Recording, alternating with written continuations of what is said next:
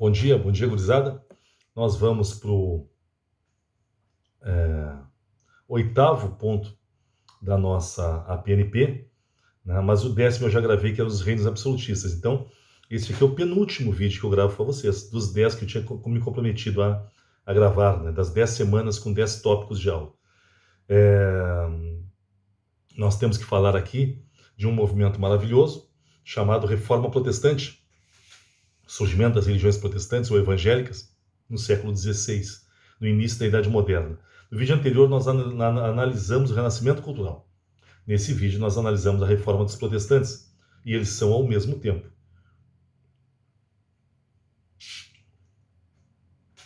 Quando nós analisamos o Renascimento Cultural, e eu comentei sobre as características do Renascimento, eu comentei com vocês características como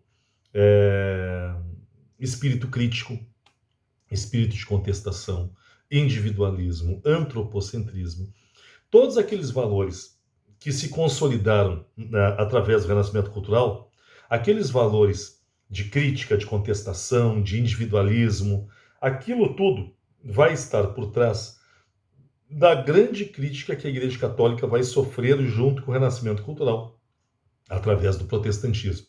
A Reforma Protestante ela é fruto do pensamento do Renascimento Cultural. Afinal de contas, o homem moderno era diferente do homem medieval. O homem medieval aceitava tudo, porque se assim as coisas aconteciam, é porque assim Deus queria. O homem moderno ele é contestador, ele é crítico. E este homem moderno ele vai criticar as coisas. Ele vai se perguntar, tá, mas peraí um pouquinho. O Papa pode ter família? Né? O bispo pode ter filho? O padre pode ter amantes? Né? A Igreja Católica pode explorar seus fiéis e usar o dinheiro para o enriquecimento de seus líderes? Tudo isso que na Idade Média, no homem da Idade Média, esses equívocos da Igreja Católica, vamos dizer assim, eles já existiam na Idade Média. Mas o homem medieval, ele não tinha um pensamento que permitisse para ele criticar. Ele fingia que não via e dizia, se assim acontece é porque assim Deus permite, tá bem? O homem moderno, ele é contestador, ele é crítico, e este homem moderno vai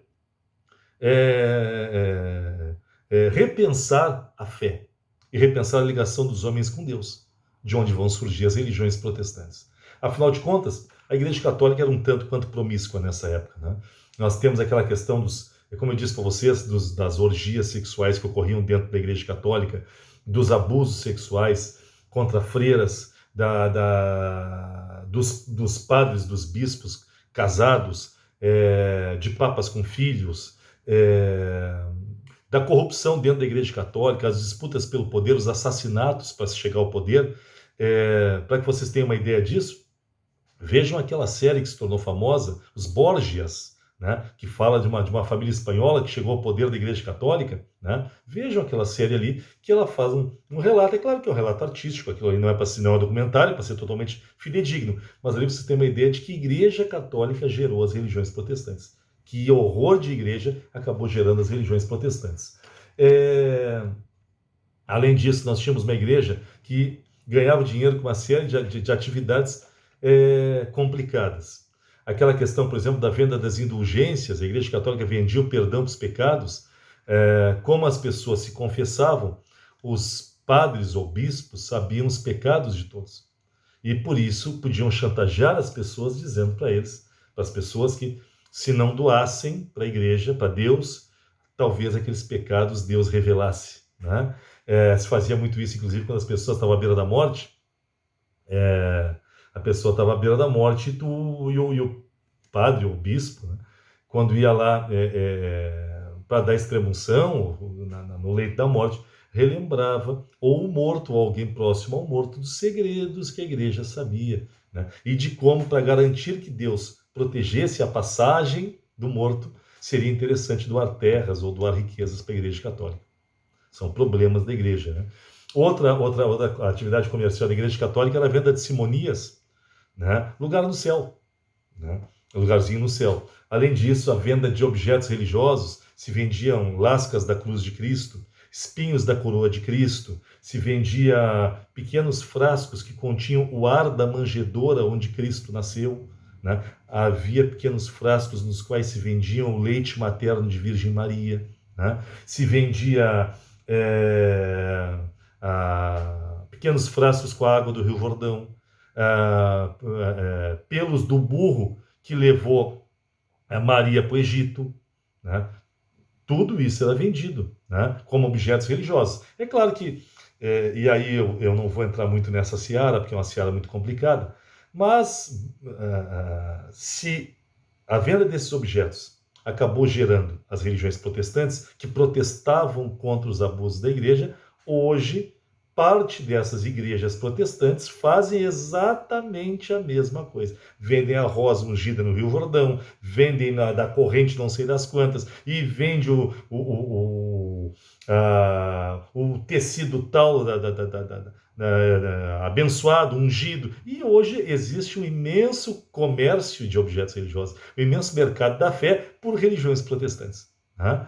Mas são as coisas, né? Eu não vou me esticar muito nessa questão dessa seara religiosa. Além disso, nós temos que destacar, e eu volto a dizer isso, de que havia uma mudança de mentalidade. E o homem moderno não admitia a igreja medieval. Então, a religião protestante também é uma adequação do pensamento religioso a um novo homem, que é o homem moderno, mais contestador, mais crítico, né, que o homem medieval. Bom, nós também temos que destacar que havia por trás do surgimento dessas religiões protestantes um desejo de líderes de ter mais poder. É o caso da religião anglicana, que surge na Inglaterra, inventada pelo rei Henrique VIII, que além de querer com essa religião poder se separar da esposa e casar com a amante, porque queria que o filho que a amante estava esperando e que ele achava que era homem, virasse filho legítimo, só assim ele poderia ser herdeiro do trono inglês, o rei Henrique VIII, né? A amante era Ana Bolena, o azar dele, ele queria um filho homem, vai nascer mulher, vai ser Elizabeth. Ele também queria ter mais poder sobre a fé na Inglaterra. Ele queria que a Igreja Católica não se metesse no reinado dele. Por isso ele inventou uma religião, o anglicanismo, através do qual o chefe da igreja é o rei da Inglaterra. E ele junta política com religião. Então, nem tudo são flores também nas propostas protestantes. E nós temos que destacar ainda que o outro objetivo do surgimento de algumas religiões protestantes era justificar o lucro da burguesia. A Igreja Católica medieval era muito ligada aos nobres. E por isso a Igreja Católica criticava na Idade Média, por exemplo, a usura, cobrança de juros, e o enriquecimento excessivo, abusivo. Os burgueses vivem de juros e acumulavam riquezas. Por isso eles passam a apoiar religiões que permitiam a riqueza. A principal religião protestante que vai ser associada à burguesia e ao desejo de aceitar o lucro da burguesia vai ser a religião chamada de calvinismo, criada por João Calvino, um francês, que vai acabar se estabelecendo na Suíça. Né? Calvinismo que depois vai ser espalhado pela Europa e até vai chegar à América, principalmente aos Estados Unidos, graças ao poder da burguesia. Os calvinistas vão defender a ideia de que quanto mais rico fosse o homem, mais próximo ele estava do reino de Deus. Os burgueses adoravam. Mas são algumas ideias do porquê que surgiram as religiões protestantes.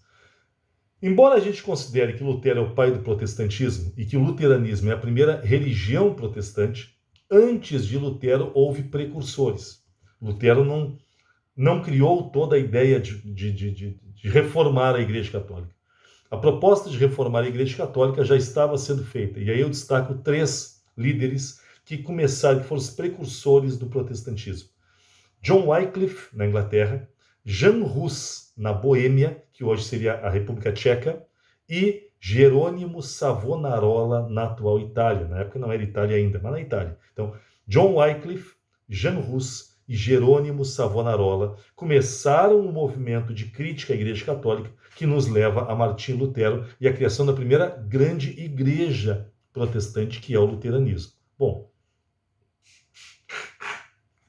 John Wycliffe, por exemplo, ele fez uma coisa que Lutero depois também fez. Wycliffe foi o primeiro tradutor da Bíblia para o inglês. Lutero vai traduzir a Bíblia para o alemão antigo depois. Qual era a ideia de Wycliffe e de Lutero? A ideia de que todos os fiéis tinham o direito de ler o livro santo e de entender as palavras de Deus. A Igreja Católica dizia que os homens não eram puros suficiente para entender os textos bíblicos e por isso os textos deveriam ser lidos e usados nas celebrações em latim. Wycliffe e Lutero influenciados também pelo avanço da imprensa e pela possibilidade da Bíblia se difundir pela Europa, eles passam a defender a ideia da tradução da Bíblia para os idiomas nacionais. Wycliffe, inclusive, vai defender o afastamento de religiosos e morais, a não aceitação da transubstanciação, que é aquela ideia de que o corpo e o sangue de Cristo estão no pão e no vinho. Né? Os protestantes, a partir da ideia de Lutero, que também vai defender a não aceitação disso, entendem que o pão e o vinho são símbolos, mas o corpo de Cristo não está no pão, nem o sangue de Cristo está no vinho. Né? Simplesmente é um simbolismo isso. Também vai o Wycliffe, assim como Lutero, condenar o comércio de relíquias, a venda das indulgências, né? A infalibilidade do Papa. A Igreja Católica defende a ideia de que o Papa é infalível desde o tempo do primeiro Papa, que é Pedro. Né? O Papa é infalível porque, se Cristo era infalível porque Deus é infalível, como Deus ou Cristo nomeou Pedro como seu sucessor, se Cristo é infalível, Pedro também é infalível. E todos os outros papas que vieram depois de Pedro também são infalíveis. Lutero e Wycliffe, antes de Lutero, vão defender a ideia de que os papas, eles são líderes religiosos só. Eles não são infalíveis porque eles são homens. E os homens são falíveis. Por isso eles vão criticar a ideia da infalibilidade do papa. Quanto a Jean Hus, professor e reitor da Universidade de Teologia de Praga, né? Ele era discípulo de Wycliffe, o Jean Hus, e ele vai fazer as mesmas críticas que o Wycliffe fazia antes dele. Ele vai criticar o Papa como infalível e vai criticar o comércio da fé. Tá? O Jean Hus acabou sendo preso, né? E como o Jean Hus não aceitou pedir perdão à Igreja Católica pelos seus estudos, Jean Hus acabou sendo queimado vivo. Né? Ele foi despido e queimado numa estaca fora da cidade de Praga. Tá? Os discípulos dele, chamados de taboritas, foram perseguidos violentamente e queimados em fogueiras coletivas, tá? Por terem contestado a Sagrada Igreja Católica. Jerônimo Savonarola, na Itália, vai criticar principalmente em Florença a vida suntuosa da Igreja Católica e vai defender, Jerônimo Savonarola, uma retomada da vida de como os cristãos viviam. Uma vida simples, entregue à penitência e à humildade. Ele vai criticar a suntuosidade da Igreja Católica. Acabou sendo excomungado da igreja, torturado, enforcado com correntes e queimado por ordens do Papa. Tá? Bom, quanto a Martinho Lutero e o seu luteranismo, Lutero é um monge católico, ele era católico, Lutero, um monge agostiniano, seguidor de Santo Agostinho. Martinho Lutero é um grande teólogo, um grande estudioso de teologia, professor da Universidade de Wittenberg, né? E, inclusive, o que Lutero propôs no início não era uma nova religião. O que Lutero queria era reformar a Igreja Católica, por isso reforma protestante. Quando a Igreja Católica não aceitou as reformas propostas por Lutero nas 95 teses, que ele vai afixar às portas do castelo de Wittenberg como propostas de reforma e não propostas de nova religião, de uma nova religião, quando ele é excomungado, aí sim ele passa a estruturar uma nova base religiosa, que é o luteranismo, a base das religiões protestantes. Algumas das ideias defendidas por Lutero, nas 95 teses que ele afixa às portas do castelo de Wittenberg, Lutero vai defender que a salvação virá só pela fé. Segundo a Igreja Católica, além da fé, eu preciso fazer as boas obras. O que eram as boas obras? Doar dinheiro para a igreja, né? Lutero diz que a doação de dinheiro para a igreja não garante salvação de ninguém. Além disso, Lutero diz que é possível o contato direto dos fiéis com Deus. Não é preciso a intermediação dos padres para que se chegue a Deus. Né?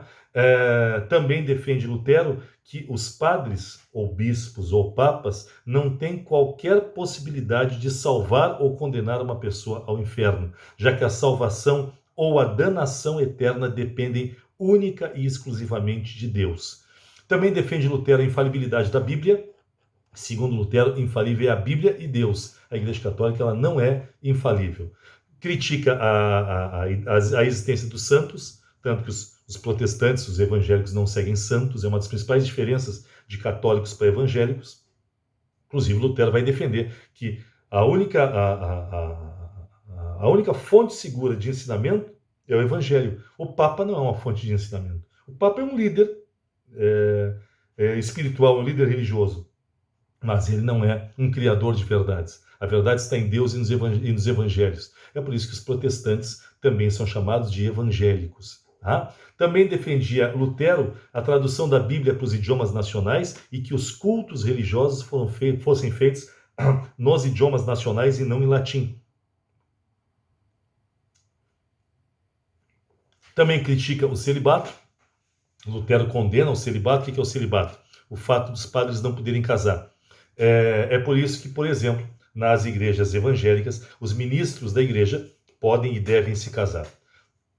Defende ainda Lutero a condenação já tinha comentado isso, da celebração ou do culto aos santos. Eu estou seguindo aqui a base, que é o texto base que eu coloco para vocês sempre no AVA, tá? Para ficar mais fácil para vocês acompanharem também.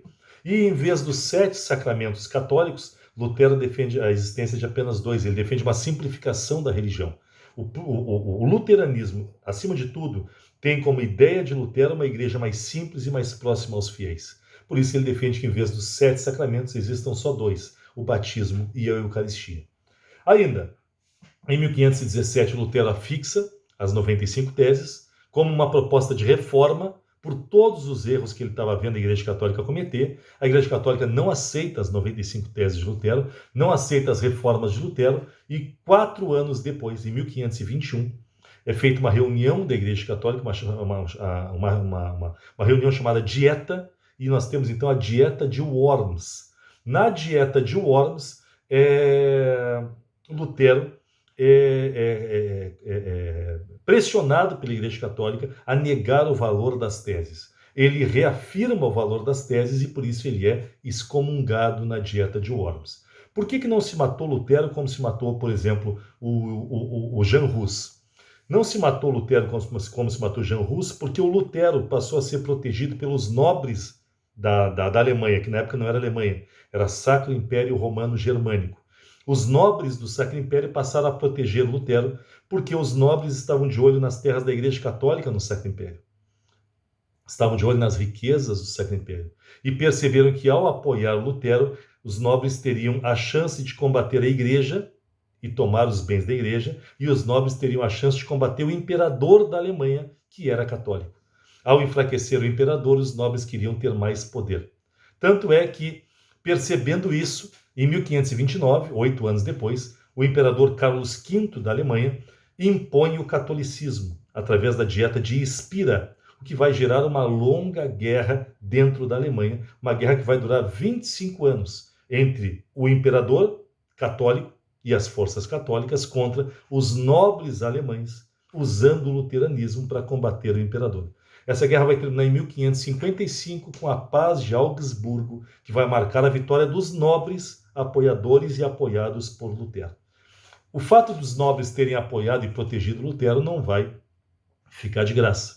E Lutero, por exemplo, vai ver sua religião sendo usada, o luteranismo sendo usado, para reprimir revoltas de camponeses. Né? Inclusive, Lutero vai escrever um texto em que ele vai ser conivente, ele vai apoiar a violenta repressão que os nobres da Alemanha vão fazer aos camponeses. É um livro, um texto que ele vai escrever contra a horda de camponeses desordeiros e ladrões. Se eu não me engano, esse é o texto de Lutero, um texto muito elitista de Martinho Lutero, onde ele defende a repressão às revoltas camponesas, até porque os camponeses da Alemanha ou do Sacro Império estavam seguindo uma derivação do luteranismo, que é o chamado anabatismo, né? Uma derivação do luteranismo voltada para os mais pobres, o anabatismo, inventada por Thomas Manzer, no próprio Sacro Império, a partir das ideias do Lutero. Só que o anabatismo criticava o luteranismo, pelo luteranismo ter criticado os abusos da Igreja Católica e ter se associado aos nobres. E os anabatistas vão defender, então, uma série de ideias revolucionárias. Por exemplo, os anabatistas, entre os camponeses, vão defender uma igreja espiritual, sem hierarquia, né? Uma igreja muito próxima dos pobres, baseada na ideia de reforma agrária. Porque Thomas Manzer vai defender a ideia de que se a terra é de todos, porque a terra pertence a Deus, não tem por que uns terem tanta terra e outros não terem terras nenhumas, né? Terra nenhuma. Também vai defender Thomas Manzer que se a riqueza que nós produzimos pertence a Deus, por que uns são tão ricos e outros são tão pobres? E o Thomas Manzer passa a defender a distribuição de renda. É uma religião com preocupação social, até porque o Thomas Manzer, com os anabatistas, eles vão defender que nós não precisamos morrer para viver de acordo com os preceitos de Deus. A obra de Deus tem que ser construída aqui, em terra, no nosso cotidiano. E por isso, o Thomas Manzer passa a ser combatido pelos nobres, né, e passa a ser combatido por Lutero, que se associou aos nobres na Alemanha. O anabatismo foi violentamente reprimido. A repressão violenta, quem não pensa como o grupo, não é a exclusividade dos católicos. Os protestantes também vão perseguir violentamente quem fugir da ideia principal das suas religiões, né? A intolerância não é exclusividade católica. Tá? Uma outra religião protestante, evangélica, das religiões protestantes originais, vai surgir na Inglaterra, nós já comentamos isso, criada pelo rei Henrique VIII, da dinastia dos Tudor, um rei que era casado com Catarina de Aragão, uma mulher espanhola muito nobre, e que ele não gostava dela porque ele era muito orgulhoso e ele queria que ela se comportasse como inglesa. Catarina de Aragão tinha muito orgulho de ser espanhola. Além disso, Catarina de Aragão era muito carismática, e principalmente os mais pobres da Inglaterra gostavam mais de Catarina do que de Henrique VIII.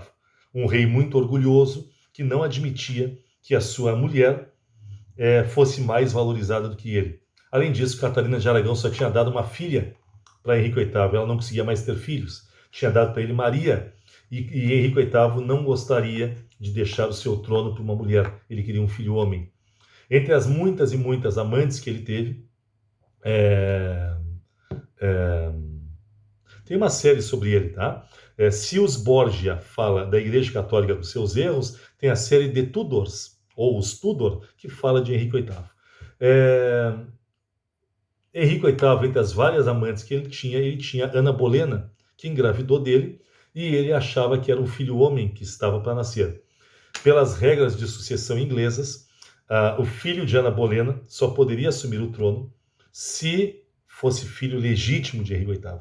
Ou seja, Henrique VIII teria que se casar com Ana Bolena para que o filho fosse legítimo, e teria que se casar antes dele nascer. O problema é que a Igreja Católica não permitia o divórcio, principalmente nessa época, já que Catarina de Aragão era espanhola e o Papa da época também era espanhol e amigo de Catarina. Por isso, o Papa não permite o divórcio de Henrique VIII. O que faz Henrique VIII, então? Ele inventa uma religião que permite o divórcio, o anglicanismo. Se separa de Catarina, casa-se com Ana Bolena, o filho que Ana Bolena está esperando torna-se um herdeiro legítimo, né, porque é fruto de um casamento, só que, para o azar de Henrique VIII, vai nascer outra mulher, a Rainha Elizabeth, futura grande Rainha Elizabeth da Inglaterra. Bom, a Rainha Virgem. Ele vai condenar à morte Ana Bolena. Ele vai acusar ela de ter um envolvimento amoroso com o irmão dela, que a gente não sabe se é verdade ou não, mas o fato é que ele vai condenar à morte Ana Bolena, vai se casar 7 vezes, se eu não me engano são 7, não lembro se 6 ou 7, e depois ele, inclusive, outra das ex-mulheres dele, ele vai mandar matar também. Ele vai acabar casando de novo com Jane Seymour, depois que ele condena à morte Ana Bolena, ele casa-se com Jane Seymour, com a qual ele finalmente vai ter o filho homem, que é Eduardo VI, e que vai morrer jovenzinho de tuberculose. As rainhas vão ser mulheres. Primeiro Maria, do primeiro casamento, e depois a grande Rainha Elizabeth. As duas vão ser rainhas da Inglaterra. Quanto ao anglicanismo, o anglicanismo não tem muita diferença do catolicismo, porque Henrique VIII não é um pensador religioso como Lutero foi. O luteranismo é todo um estudo religioso. O que fez Henrique VIII? Ele copiou partes do luteranismo e manteve partes do catolicismo. E aí vem o anglicanismo, uma mistura do luteranismo com o catolicismo. Tá? Ele, por exemplo, vai manter os dogmas católicos, exceto da autoridade do Papa. Ele vai manter toda a base católica. vai permitir o divórcio, a salvação pela fé que Lutero defendia, a celebração da liturgia em inglês, como Lutero defendia em alemão, o fim do celibato, né? A possibilidade da mulher ser sacerdotisa, são inovações que o Henrique VIII vai fazer. Mas o anglicanismo é mais parecido com o catolicismo do que o luteranismo. Bom, vemos 3 das religiões protestantes rapidamente já: luteranismo, anglicanismo e anabatismo. A outra das religiões protestantes originárias, vamos dizer assim, é o calvinismo, de João Calvino, né? Que vai defender que a salvação vem só pela graça de Deus, pela vontade de Deus. Só que, segundo Calvino, Deus nos dá uma dica de quais são as pessoas mais iluminadas. E a dica que Deus nos dá é a riqueza.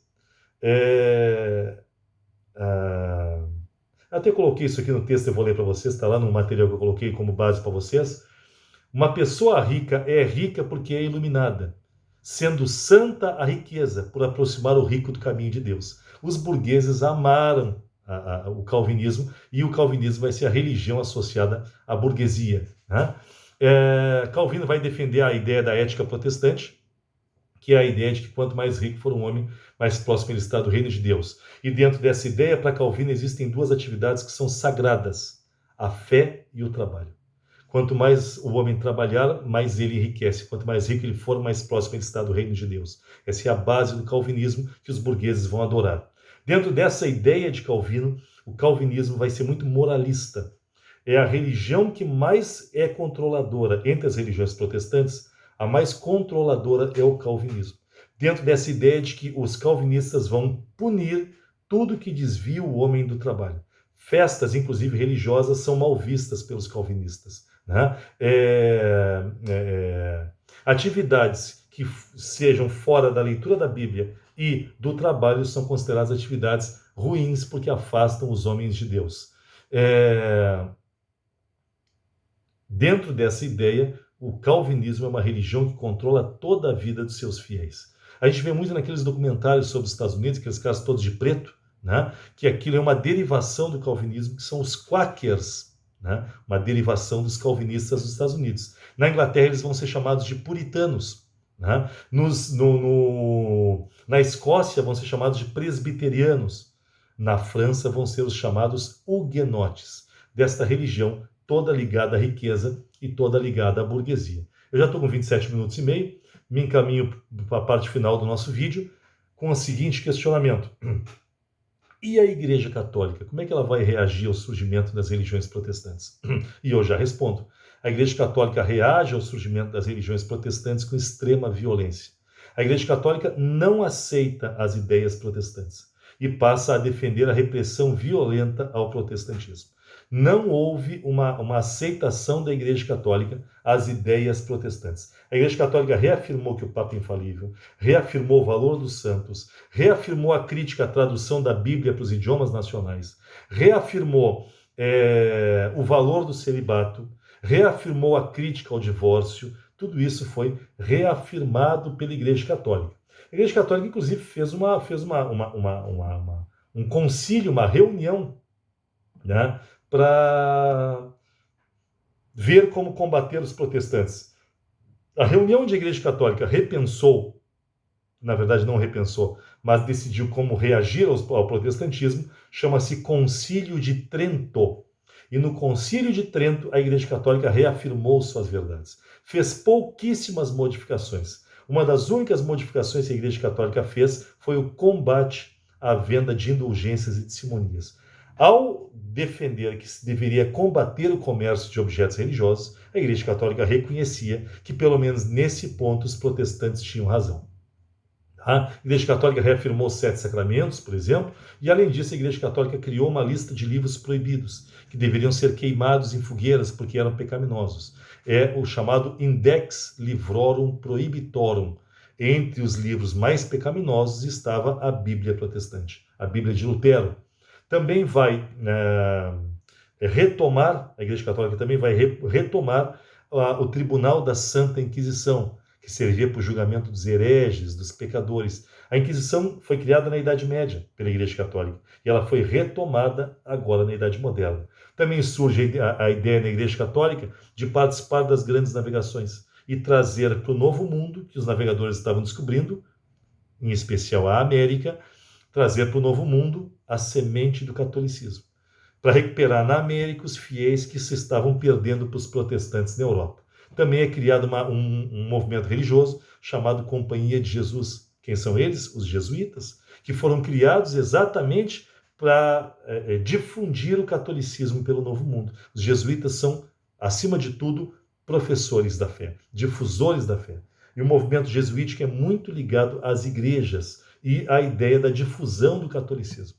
Tá? Não é à toa que nós estamos tendo, nesse momento, inclusive, o primeiro Papa jesuíta da história, Papa Francisco, o argentino Francisco, e o Papa Francisco, ele está sendo um grande professor, extraordinário professor. É claro que eu sou suspeito para falar, para mim Francisco é um dos maiores papas da história da Igreja Católica, por esse tom, inclusive pela coragem dele de defender direitos humanos, de defender o respeito e a aceitação a todos, inclusive rompendo alguns pontos que eram considerados inaceitáveis pela Igreja Católica, como a defesa dos homoafetivos, que o Francisco tem sido muito incisivo na defesa dos homoafetivos. Bom, além disso, para combater o renascimento cultural, que era considerado muito contestador, a Igreja Católica passa a estimular uma nova forma de arte, que vai acabar tomando o lugar do renascimento cultural. Graças ao combate ao espírito contestador do renascimento, vai surgir a arte barroca, que é a arte que vai ser estimulada a partir do Concílio de Trento, uma arte que tem as inovações do renascimento, mas é muito mais bem comportada e que retoma a Deus, retoma a igreja como centro da arte. Diminui o espírito antropocêntrico do renascimento, volta o espírito teocêntrico da Igreja Católica. Tá? Claro que nem em todos os lugares, porque o protestantismo vai se espalhar junto. Feito, gurizada. Com isso eu fecho esse vídeo, 33 minutos mais ou menos, né? E fico devendo para vocês só um vídeo, as grandes navegações, para nós fecharmos nossa PNP. Forte abraço, gurizada.